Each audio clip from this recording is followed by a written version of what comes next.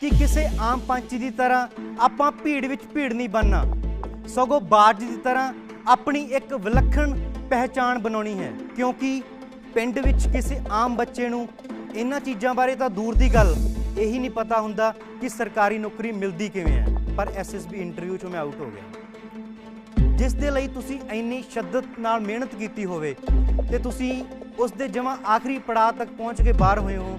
दिल नूं बहुत ज़्यादा धक्का लगा कि वरिंदर सिंह, अफसर बनने का सुपना तेरी किस्मत च नहीं है। जज्बा रख शिकारी दा, खेडे बननी हारी दा, उद्यम हत्थी डोरां छड्ड दे, किस्मत नाम बीमारी दा।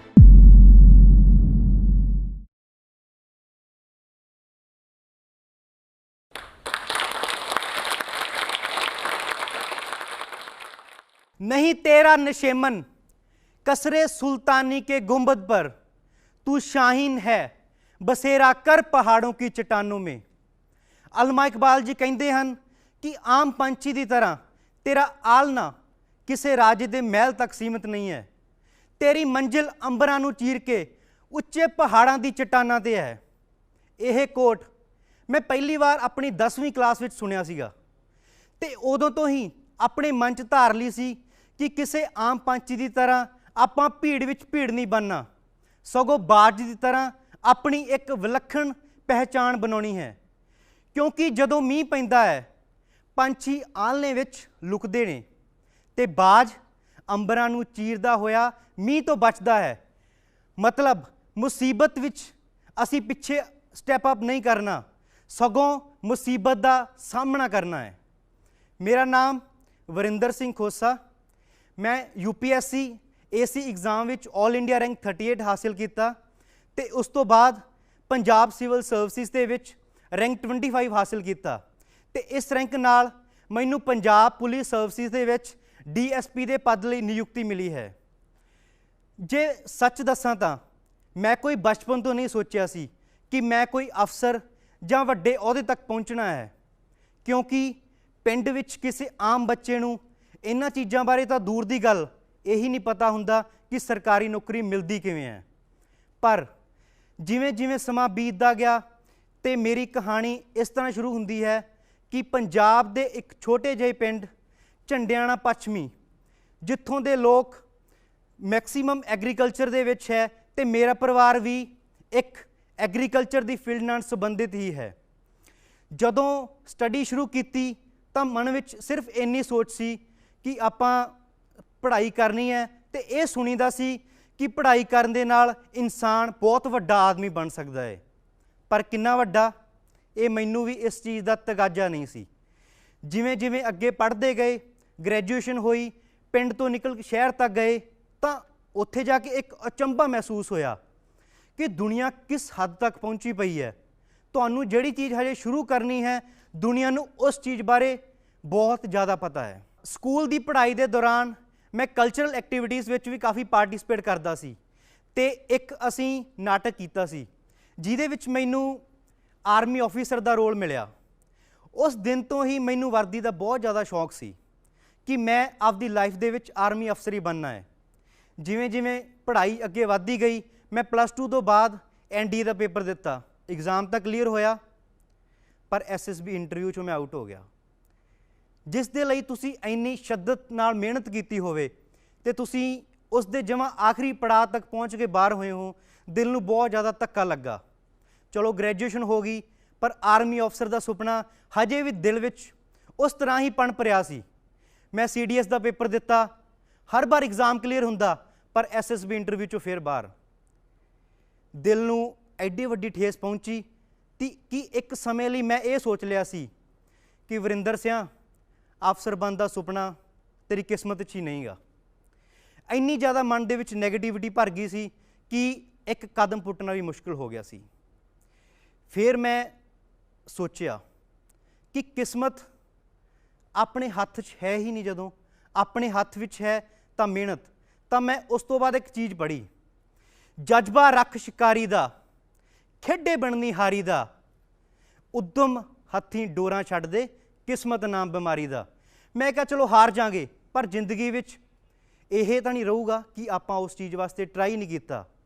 तो मैं सोचिया कि अपने हिस्से का आसमान इधर नहीं है, अपनी मंजिल किते होर है। मैं आपदी गड्डी उत्थों घुमाई तो मैं UPSC की तैयारी च लग गया।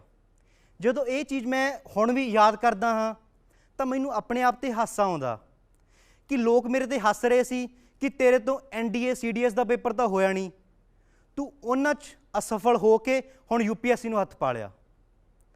पर जदों बंदे दे जज्बे ते हौसले बुलंद होण तो कोई भी चीज़ अपने वास्ते मुश्किल नहीं। मैं UPSC की तैयारी शुरू करती। मैं पहली बार पेपर दिता, प्रीलिम्स चो आउट। मैं कहा चलो ठीक है, it was just a first step because finally the success is bundle of all the failures. मैं दूजी बार फिर अटैम्प्ट दी, प्री हो गया, मेन चो आउट। मेरे मन च नैगेटिविटीज़ आई कि UPSC भी तेरे लिए बहुत मुश्किल की गल है। पर एक पासे मैं ये भी चीज़ सोची कि पिछली बार प्री, इस बार मेन्स, जे खरगोश की चाल नहीं हाथी की चाल नाल अगे तो वध रहे हैं, आपां स्टैगनेंट तो नहीं है, अपने तरक्की तो हो ही रही है। मैं क्या आपां एक बार होर लवांगे। उस तो बाद मैं पंजाब सिविल सर्विसिज की अटैम्प्ट दी जो कि 2018 दे विच। मैं प्रीलिम्स का पेपर दिता, फर्स्ट पेपर कट ऑफ सीगी 292 ते मेरे मार्क्स सीगे 291.5। मैं अद्धे नंबर नाल पंजाब सिविल सर्विसिज के पहले पेपर तो ही बाहर। कहते हैं कि कुदरत भी एक चीज़ है, कुदरत ने तुहाडे वास्ते रास्ते बनाए हुए ने। अगर तुसी कुदरत के बनाए रास्तियां दे चलते जाओगे तो सारा यूनीवर्स, सारा ब्रह्मंड तुहाडी उह सोच नूं पूरा करन च लग जाऊगा। रिजल्ट आया, 1 घंटे बाद रिजल्ट दोबारा रिवाइज होया, मेरा 1 नंबर वधिया तो मैं इन हो गया। उदों मैं एक सोच, मेरे मन दे विच सोच आई कि वरिंदर सिंह, जिवें आपां पहाड़ां 'च सैर करन लई जांदे आ ते आपां एक टीचा हासिल करके आपां नूं पहाड़ की चोटी दिसदी आ तो अपने 'च एक हौसला आ जाता है, एक बुलंद हौसला कि अपनी मंजिल किते दूर नहीं। मैं उस तरह नाल मैनूं यह शो हो गया कि आपां मंजिल तो दूर नहीं, हुण बस पूरा हौसला ला दो। मेन दिता, मेन क्लीयर, फिजिकल दिता, फिजिकल क्लीयर, इंटरव्यू दिता, इंटरव्यू क्लीयर। सो फाइनली जेड़े पेपर दे विच मैं पहली स्टेज ते ही बाहर हो रहा सी ते वो स्टेज मैं पार करके, 4 स्टेजां पार करके अगे पहुँच गया। पर यह सक्सैस जो मैं आपदे मन च धारिया होया सी उस तक तो पहुँच गया, पर इस सक्सैस तो बाद मेरे नाल बहुत ही वड्डी घटना हुई। जिस दिन मेरा रिजल्ट आया उस दिन सुबह ही मेरे दादा जी की डेथ हो गई। बाप का साया ना होने करके मेरे दादा जी ने ही आपकी मेहनत नाल इत्थों तक पहुँचाया तो उही हुण तक मेरे रोल मॉडल रहे, क्योंकि वो अपनियां भी कहानियां दसदे हुंदे सी कि किस तरह उन्होंने बाप नहीं सी ते उन्होंने 10 साल की उम्र तो ही मेहनत शुरू की, 1.5-2 किल्लियां तो शुरू किया ते आपदी मेहनत के सदका 40 किल्लियां तो उपर बनाए।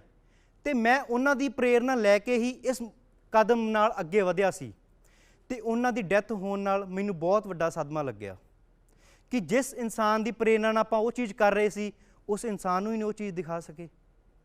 पर नहीं, मैं इस चीज़ चों भी पॉजिटिविटी लभी कि उन्हां दी सोच के सदका आपां इत्थों मकाम तक पहुँचे हैं तो इस सोच नूं आपां अगे तक लैके जाना है।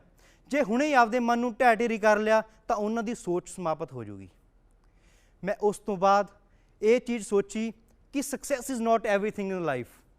लाइफ सक्सैस हर चीज़ नहीं है, लाइफ होर भी बहुत ज़्यादा चीज़ां ने जिन्हां नूं इकट्ठा करके ही सक्सैस बनता है। सो इन्हां चीज़ां तो यही सिट्टा निकलदा कि सर्कमस्टांसिस जिन्ने मर्जी माड़े होण पर आपां कदे हार नहीं मननी, क्योंकि जदों आपां फेल हुन्ने आ इंसान की हार उदों नहीं हुंदी, जदों आपां हार मन लैंदे आ उदों इंसान की हार हुंदी है। इसलिए जदों किसी काम विच पै गए उदों तक मैदान नहीं छड्डना जदों तक वो काम नूं पूरा ना कर दईए। आपां सारी दुनिया 'च ही देख लीए, सचिन की एग्जाम्पल लै लो, उन्होंने अज क्रिकेट का गॉड कहते हैं, पर पहले मैच विच वो 0 ते आउट होया सी। जे वो पहले मैच तो बाद ही आपकी हिम्मत हार जाता कि वो इस मुकाम तक पहुँच पाता। इसलिए सिट्टा यही निकलता है कि जिन्ने मर्जी जिंदगी दे विच अप्स एंड डाउनस आउण पर आपां आपदी मंजिल की तरफ वधी ही जाना है, भावें वो कीड़ी की तोर होवे, भावें हाथी की ते भावें शेर की, पर आपां ਹਮੇਸ਼ਾ ਫਾਰਵਰਡ ਨੂੰ ਮੂਵ ਕਰਦੇ ਹੀ ਰਹਿਣਾ। ਸੋ ਮੇਰੀ ਇਸ ਕਹਾਣੀ ਨਾਲ ਇਹ ਤਾਂ ਸਿੱਧ ਹੋ ਹੀ ਗਿਆ ਕਿ ਭਾਵੇਂ ਆਪਣੀ ਜ਼ਿੰਦਗੀ ਹੈ, ਭਾਵੇਂ ਐਗਜ਼ਾਮ ਹੈ, ਇਹ ਦੋਨੋਂ ਚੀਜ਼ਾਂ ਇੱਕ ਜੰਗ ਦੀ ਤਰ੍ਹਾਂ ਹਨ। ਜਿਸ ਤਰ੍ਹਾਂ ਆਪਾਂ ਨੂੰ ਜ਼ਿੰਦਗੀ ਦੇ ਅਗਲੇ ਪਲ ਦਾ ਭਰੋਸਾ ਨਹੀਂ, ਪਰ ਫਿਰ ਵੀ ਆਪਾਂ ਜ਼ਿੰਦਗੀ ਵਿੱਚ ਕੋਸ਼ਿਸ਼ ਕਰਦੇ ਹੀ ਰਹਿੰਦੇ ਹਾਂ, ਕਮਾਈ ਕਰਦੇ ਹੀ ਰਹਿੰਦੇ ਹਾਂ, ਹਿੰਮਤ ਕਰਦੇ ਹੀ ਰਹਿੰਦੇ ਹਾਂ।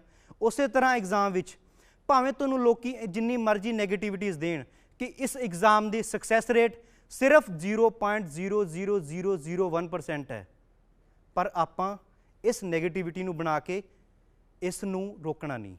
ਤੇ ਤੁਸੀਂ ਸਿਰਫ ਮਨ ਵਿੱਚ ਇਹੀ ਰੱਖਣੀ ਆ ਕਿ ਭਾਵੇਂ ਸੀਟਾਂ 25 ਨੇ, ਭਾਵੇਂ 50 ਨੇ, ਮੈਨੂੰ ਤਾਂ ਆਪਣੀ ਇੱਕ ਸੀਟ ਚਾਹੀਦੀ ਆ ਤੇ ਮੈਂ ਬਸ ਆਪਣੀ ਉਸ ਸੀਟ ਵਾਸਤੇ ਲੜ ਰਿਹਾ। ਕਿਉਂਕਿ ਇਹ ਲਾਅ ਆਫ ਅਟਰੈਕਸ਼ਨ ਦਾ ਇੱਕ ਰੂਲ ਹੈ ਕਿ ਜਦੋਂ ਤੁਸੀਂ ਸੋਚ ਕੇ ਕੋਈ ਕੰਮ ਸ਼ੁਰੂ ਕਰ ਲਿਆ ਤੇ ਤੁਸੀਂ ਸਕਾਰਾਤਮਕ ਸੋਚ ਲਿਆ ਕਿ ਮੈਂ ਇਹ ਕੰਮ ਹੋ ਗਿਆ, ਤਾਂ ਮੰਨ ਲਓ ਕਿ 50% ਕੰਮ ਹੋ ਗਿਆ, 50% ਹੁਣ ਤੁਹਾਡੀ ਹਿੰਮਤ ਰਹਿ ਗਈ। ਮੈਂ ਤਾਂ ਜ਼ਿੰਦਗੀ ਦਾ ਇਹੀ ਸਿੱਟਾ ਕੱਢਿਆ ਹੈ ਕਿ ਕਿਸਮਤ ਨਾਮ ਦੀ ਕੋਈ ਚੀਜ਼ ਨਹੀਂ ਹੁੰਦੀ ਤੇ ਜ਼ਿੰਦਗੀ 'ਚ ਸਿਰਫ 3 ਰੂਲ ਨੇ ਜਿਹੜੇ ਮੇਜਰਲੀ ਤੁਹਾਡੇ ਸਕਸੈਸ ਜਾਂ ਫੇਲੀਅਰ ਨੂੰ ਡਿਸਾਈਡ ਕਰਦੇ ਨੇ। ਉਹ ਨੇ hard work, hard work, hard work. ਤੇ ਹਾਰਡ ਵਰਕ ਤੋਂ ਬਿਨਾ ਕੋਈ ਵੀ ਚੀਜ਼ ਨਹੀਂ। ਤੇ ਹਮੇਸ਼ਾ ਉਮੀਦ ਰੱਖੋ ਕਿ ਉਦਮ ਕਰਦੇ ਰਹੋ, ਕੱਲ੍ਹ ਨੂੰ ਰੁੱਤ ਬਹਾਰ ਦੀ ਜ਼ਰੂਰ ਆਊਗੀ, ਜ਼ਰੂਰ ਆਊਗੀ, ਜ਼ਰੂਰ ਆਊਗੀ। Thank you. ਇਸ ਵੀਡੀਓ ਬਾਰੇ ਆਪਣੀ ਰਾਏ ਕਮੈਂਟ ਸੈਕਸ਼ਨ ਵਿੱਚ ਸਾਨੂੰ ਦੱਸੋ ਅਤੇ ਆਪਣੇ ਮਿੱਤਰਾਂ ਨਾਲ ਇਹ ਵੀਡੀਓ ਸ਼ੇਅਰ ਕਰਨਾ ਨਾ ਭੁੱਲਿਓ।